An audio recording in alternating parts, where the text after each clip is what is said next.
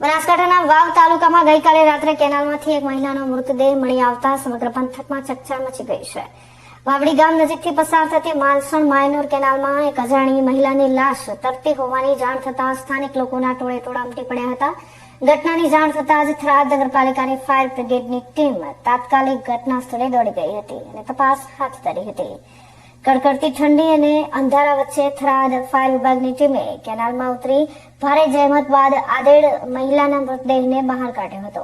Police તપાસમાં જાણવા મળ્યું છે કે મૃતક મહિલા આસપાસના વિસ્તારમાં જ રહેવાસી હતા, જેથી કાયદેસરની કાર્યવાહી બાદ મૃતદેહને તેમના પરિવારજનોને સોંપવામાં આવ્યો છે. જોકે આ મહિલા કેનાલમાં કેવી રીતે પડ્યા, તે અકસ્માત છે કે પછી આપઘાત, તે અંગે હજુ સુધી કોઈ સ્પષ્ટ વિગતો બહાર આવી નથી. હાલમાં મહિલાના મોતનું કારણ અકબંધ છે અને પોલીસે આ મામલે અકસ્માતે મોતનો ગુનો નોંધી વધુ તપાસ શરૂ કરી છે. કેનાલમાંથી લાશ મળી આવવાની આ ઘટનાને પગલે વાવડી પંથકમાં અરેરાટી વ્યાપી ગઈ છે.